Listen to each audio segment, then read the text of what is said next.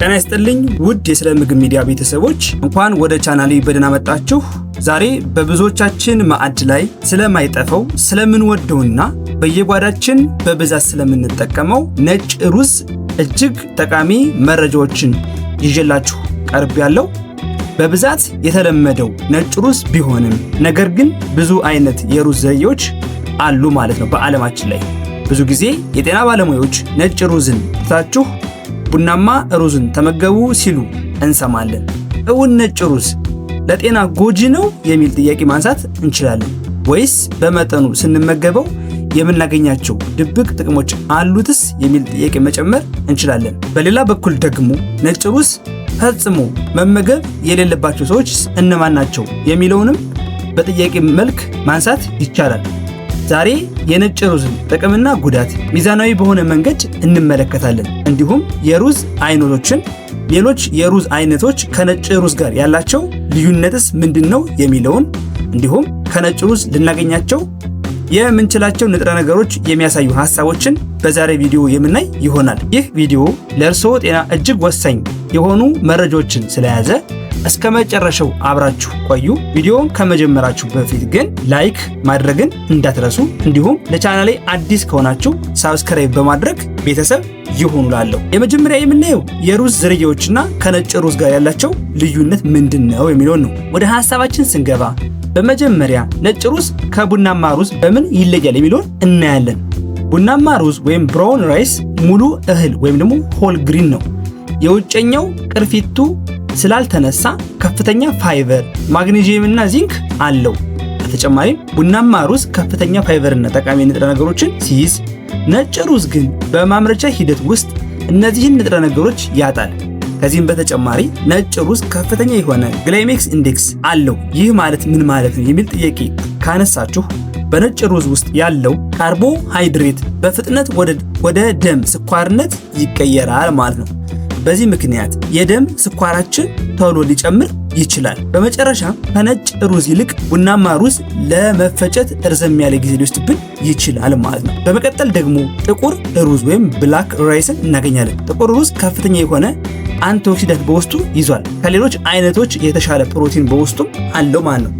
በመጨረሻ ባስማቲና ጃስሚን የሚባሉ የሩዝ አይነቶች ስናይ ደግሞ ጥሩ መዓዛ ያላቸው የሩዝ አይነቶች ሲሆኑ ቅርጻቸው እርዘም ያለ ነው። ነጭም ሆነው ቡናማ ሆነው ሊዘጋጁ ይችላሉ ማለት ነው በምግብነት በምናዘጋጅበት ሰዓት ማለት ነው። እንዳጠቃላይ ነጭ ሩዝ ከሌሎች የሩዝ ዝርያዎች ጋር ሲነጻጸር ልዩነቱ ምንድነው የሚለውን ስናጠቃለን ዋናው ልዩነት በማምረቻ ሂደት ላይ ነው ማለት ነው የምናገኘው። ሩዙ ከማሳው ሲሰበሰብ ሙሉ እህል ነው። ፋብሪካው ውስጥ ሲገባ የውጨኛው ጠቃሚ ሽፋን ወይም ብራን እንዲሁም የውስጠኛው ክፍል ይፋቅና ይነሳል። ይህ ሂደት ሩዝ ነጭ ቀለም እንዲኖረው እና ቶሎ እንዲበስል ለስላሳ እንዲሆን እንዲሁም ሳይበላሽ በመደርደሪያ ላይ ለረጅም ጊዜ እንዲቆይ ያደርገዋል ማለት ነው። ነገር ግን ይህ ሂደት አብዛኛውን ፋይበርና የተፈጥሮ ማዕድናትን ያስወግዳል ማለት ነው። በመቀጠል ደግሞ የምናየው ነጭ ሩዝን በመመገባችን ልናገኛቸው የምንችላቸውን ንጥረ ነገሮች ሲሆን ነጭ ሩዝ ዋነኛ የኃይል ምንጭ ሲሆን በውስጡ የሚከተሉትን ንጥረ ነገሮችን ይዟል ማለት ነው። የመጀመሪያ የምናገኘው ካርቦሃይድሬት ነው። ከፍተኛ መጠን ያለው ካርቦሃይድሬት ስላለው ለሰውነት ፈጣን ጉልበትን ይሰጣል። ቀጥሎ የምናገኘው ቫይታሚንና ማዕድናት ነው። በፋብሪካ ሂደት ውስጥ አብዛኛው የተፈጥሮ ንጥረ ነገር ቢወገድም አብዛኞቹ ነጭ ሩዞች ከታሸጉ በኋላ እንደ ፎሊክ አሲድ፣ ቲያሚን ወይም ቫይታሚን ቢ1 እና ብረት ወይም አይረን በመሳሰሉ ንጥረ ነገሮች ይበለጽጋሉ ወይም ፎርቲፋይድ ይደረጋሉ ማለት ነው። ሌላው ፕሮቲን ነው። በውስን መጠን ፕሮቲን ይገኝበታል ማለት ነው። ነጭ ሩዝን የምንመገብ ከሆነ ፕሮቲንን፣ ካርቦሃይድሬትና የተለያዩ ቫይታሚንና ማዕድናትን የምናገኝ ይሆናል ማለት ነው። ከዚህ ማስከተል ደግሞ ታዲያ ነጭ ሩዝን በመጠቀማችን ምን አይነት የጤና ጠቀሜታዎችን ልናገኝ እንችላለን የሚለውን ደግሞ በጥያቄ መንገድ አንስተን የምናይ ይሆናል ማለት ነው። በፍጹም በመጠኑ ከተመገብነው ነጭ ሩዝ አስደናቂ ጥቅሞች አሉት። ዋና ዋናዎቹን ስንመለከት ፈጣን የኃይል ምንጭ ነው። ነጭ ሩዝ ለሰውነታችን እጅግ በጣም ጥሩ የካርቦሃይድሬት ምንጭ ስለሆነ ፈጣን ጉልበትን ይሰጠናል። በመቀጠል ለምግብ መፈጨት ቀላል ነው። ነጭ ሩዝ በቀላሉ ስለሚዋሃድ የሆድ ህመም፣ እብጠት ወይም የምግብ መፈጨት ችግር ላለባቸው ሰዎች በጣም ተስማሚ ነው። ሌላው ደግሞ ለስፖርተኞች ምርጥ ምርጫ ነው።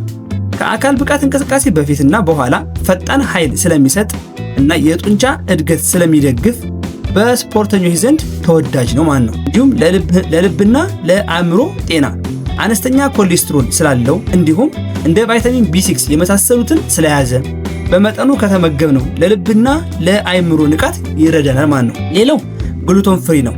በተፈጥሮ ግሉተን ስለሌለው ከግሉተን ጋር ተያያዥነት ያለው አለርጂ ወይም ደግሞ ሲያሊክ ዲዝ ላለባቸው ሰዎች እጅግ ተስማሚ ነው ማለት ነው። እንዲሁም ደግሞ ነጭ ሩዝን ስንመገብ ከመጠን በላይ መመገብ ሊያስከትልብን የሚችለውን ጉዳት ደግሞ ስናይ ማንኛውም ነገር ሲበዛ አደጋ አለው አይደል? አዎ።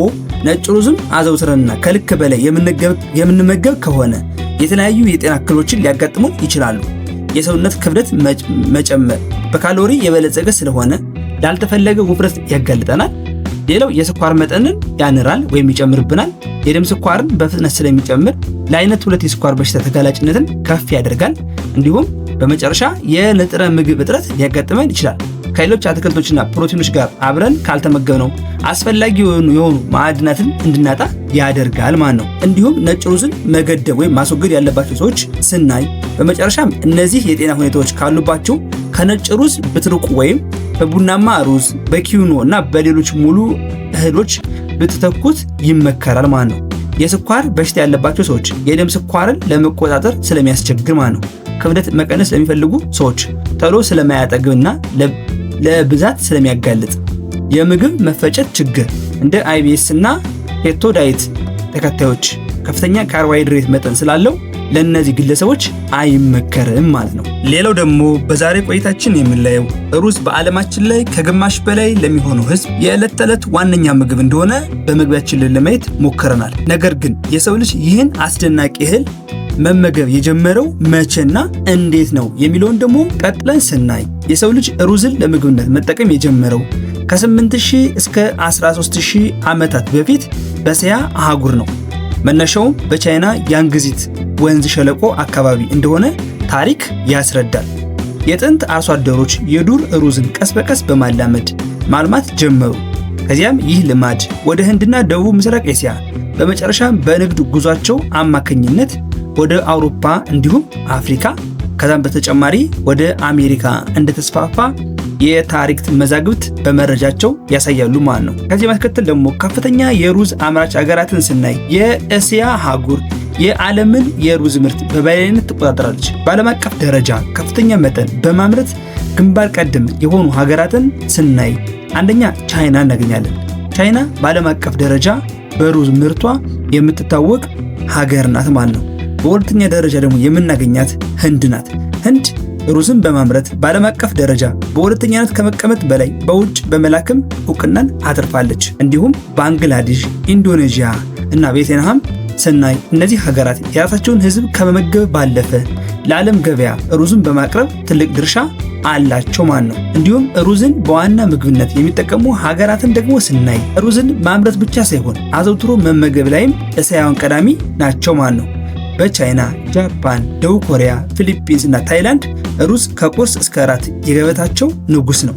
ከእስያ ውጭ ደግሞ እንደ ማዳጋስካር፣ ናይጄሪያ፣ ሴኔጋል ባሉ የአፍሪካ ሀገራት እንዲሁም በካሪቢያንና ላቲን አሜሪካ ሀገራት ሩዝ በስፋት የሚዘወተር ዋነኛ ወይም ቋሚ የሆነ ምግባቸው ነው ማለት ነው። በአጠቃላይ ውድ የስለ ምግብ ሚዲያ ተመልካቾች ነጭ ሩዝን ከሌሎች አትክልቶች፣ ፍራፍሬዎችና ፕሮቲኖች ጋር አጣጥመን በተመጣጠነ መልኩ በመጠኑ ከበላ ነው ለሰውነታችን ድንቅ የኃይል ምንጭ ነው። ነገር ግን የተለየ የጤና እክል ካለባችሁ ሁልጊዜ ከሐኪሞች ወይም ከሐኪሞ ጋር እንዲሁም ከአመጋገብ ባለሙያው ጋር መማከርን አይርሱ። የዛሬ ቪዲዮ ይህን ይመስል ነበረ። መረጃው ጠቃሚ ሆኖ ካገኛችሁት ቪዲዮን ላይክ ማድረጋችሁን አትርሱ። እናንተስ በቤታችሁ ነጭ ሩዝ ወይስ ቡናማ ሩዝ ታዘወትራላችሁ ወይስ ሌሎች የሩዝ አይነቶችን? ስለዚህ ነጭ ሩዝን በመጠቀም ከላይ የጠቀስናቸውን ንጥረ ነገሮችና የጤና ጥቅሞች ያግኙ። እንዲሁም ከላይ የጠቀስናቸው ችግሮች ደግሞ ካሉባችሁ ነጭ ሩዝን ያስወግዱ እያልን እስኪ ሐሳባችሁን ኮሜንት መስጫው ላይ ጻፉልን። ለሌሎች እንዲደርስ ደግሞ ሼር አድርጉት። ለቻናሉ አዲስ ከሆናችሁ ሳብስክራይብ በማድረግ ቤተሰብ ይሁኑ። ሳብስክራይብ በማድረጋችሁ ደግሞ ከልብ አመሰግናለሁ። በቀጣይ በሌላ መረጃና ቪዲዮ እስከምንገናኝ ድረስ ሰላም ሁኑ። ቸር ሰንብቱ።